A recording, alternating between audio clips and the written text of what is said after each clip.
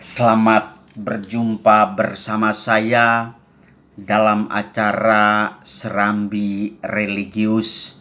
Mari kita satukan pikiran dan hati kita meski di tengah pandemi yang melanda kita, tetapi sebagai umat beriman yang tidak jenuh-jenuhnya percaya akan mujizat Tuhan, pasti akan terus berdoa dan mendengarkan firman-Nya. Inilah kekuatan kita dikala kita mengalami kelemahan. Inilah kepastian hidup kita ketika kita mengalami kebingungan. Dan inilah kegembiraan kita ketika kita sedang mengalami duka cita. Mari kita awali dengan membuat tanda salib. Dalam nama Bapa dan Putra dan Roh Kudus. Amin. Ibu Bapa, saudari-saudara umat beriman yang terkasih dalam Kristus, kita akan memasuki hari Kamis Pekan Biasa yang ke-27. Bacaan pertama diambil dari surat Rasul Paulus kepada jemaat di Galatia. Rasul Paulus mengecam jemaat di Galatia yang kembali kepada hukum. Padahal mereka telah menerima pewartaan Injil. Dia mempersoalkan, adakah kalian menerima roh itu karena mematuhi Taurat atau karena percaya akan pewartaan Injil? Inilah tantangan kita semua.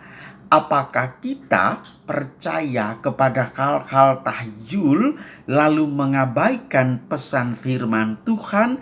Maka kita sama halnya dengan kaum Farisi dan orang Saduki, atau kasarnya masuk dalam golongan klaster kafir.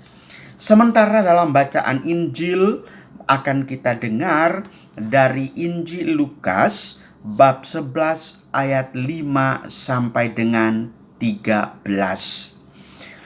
Pada waktu itu, sesudah mengajar para murid berdoa, Yesus bersabda kepada mereka, "Jika di antara kalian ada yang tengah malam pergi ke rumah seorang sahabat dan berkata kepadanya, 'Saudara, pinjamilah aku 3 buah roti, sebab seorang sahabatku dalam perjalanan singgah di rumahku, dan aku tidak mempunyai apa-apa untuk dihidangkan kepadanya.'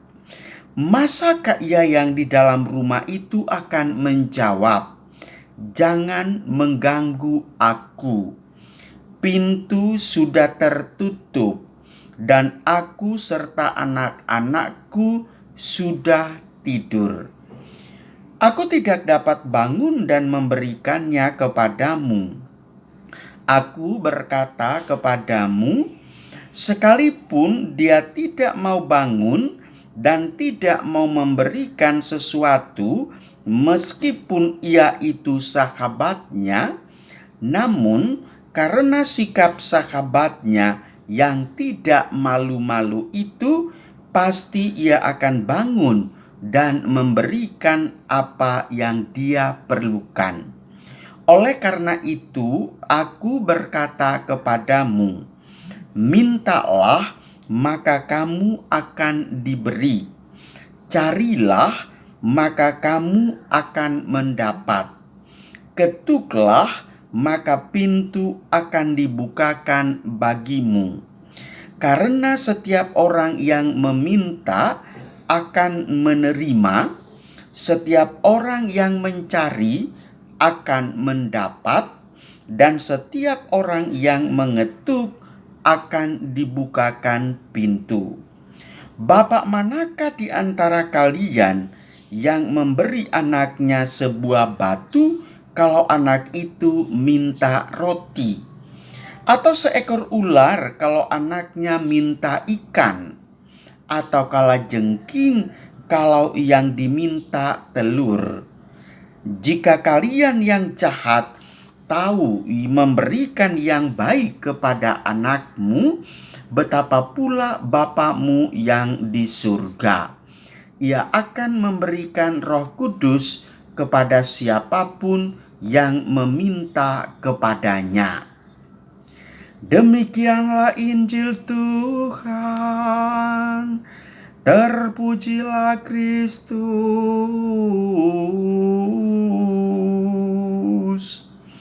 Saudari-saudara umat Allah yang terkasih, memahami makna bacaan Injil kali ini, maka kepada siapapun dengan latar belakang apapun, kondisi apapun, dengan gampang memahaminya. Yesus memberikan suatu perbandingan betapa seseorang yang tengah malam datang ke rumah saudaranya meminta untuk diberikan entah gula, entah kopi, entah teh, karena ada tamu yang singgah di rumah dia tanpa ada pemberitahuan.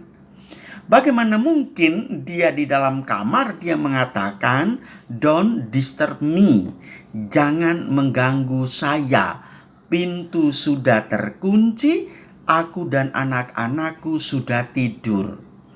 Pasti dia akan bangun dan memberikan sesuatu karena sikap sahabatnya yang penuh dengan kasih serta keakraban itu. Apalagi hal ini dipersandingkan dengan Allah Bapa. Allah bagi orang Katolik menyapanya dengan sebutan Aba Bapa. Suatu kedekatan batin dalam relasi interpersonal yang sangat mendalam. Oleh karena itu, betapa pula Bapamu yang di sorga.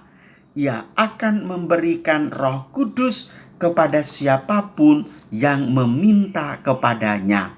Lalu umat bertanya, kapan kita mendapatkan Roh Kudus itu? Roh Kudus bekerja tanpa dikasat matakan, tanpa dilihat secara langsung, tetapi dia bekerja dalam peristiwa-peristiwa kecil dalam dirimu, dalam relasi interaksi dengan sesama anggota keluarga, di tempat kerja, di sekolah, dan di mana saja Anda berada. Sebagai orang beriman, dia harus percaya bahwa kuasa Tuhan hadir di dalam diriku. Seorang ibu pernah bertanya kepada saya, "Pastor, apakah Tuhan tidak lagi mendengarkan doa saya?" Langsung saya nyeletuk, "Doa ibu apa?" "Ya, saya berdoa semoga Bapak tidak mabuk lagi, semoga Bapak tidak memukul istri dan anak-anaknya lagi, semoga Bapak bisa makan bersama, semoga Bapak juga bisa ke gereja." Spontan saya menjawab, "Apakah Bapak pernah mengancam untuk bercerai dengan ibu?" "Oh, kalau itu tidak." Itulah kuasa Tuhan. Puji Tuhan, dia masih mencintai ibu. Berarti Roh Kudus itu bekerja. Oleh karena itu, mintalah, maka akan diberikan kepadamu. Carilah, maka engkau akan mendapat. Ketuklah, maka pintu akan dibukakan bagimu. Hal ini menunjukkan keseriusan kita untuk mendapatkan belas kasih Tuhan di satu sisi, dan jawaban Tuhan untuk orang-orang yang mau datang kepadanya di sisi lain. Kelihatannya ketiga tindakan ini sederhana, namun dalam praksis yang nyata, hal-hal ini bukanlah pekerjaan yang mudah. Dibutuhkan ketelatenan, keberanian, kesabaran, tanggung jawab, dan cinta serta pengorbananmu di dalamnya, sehingga rencana serta permohonan itu akan dikabulkan. Kapan itu? Akan indah pada waktunya. Bukan bukan hanya menunggu semata curahan kemurahan Tuhan, tetapi Dia menuntut kita untuk terlibat aktif dalam perjuangan sehingga apa yang kita minta dapat diperoleh, apa yang dicari bisa diraih, dan pintunya diketuk, Dia akan membukakan pintu bagimu dan mengaruniakan sebagaimana yang Anda minta. Kesabaran mendatangkan ketekunan, ketekunan akan mendatangkan berkat. Berkat Tuhan ada bersama kita semua. Amin. Dalam nama Bapa dan Putra dan Roh Kudus. Amin.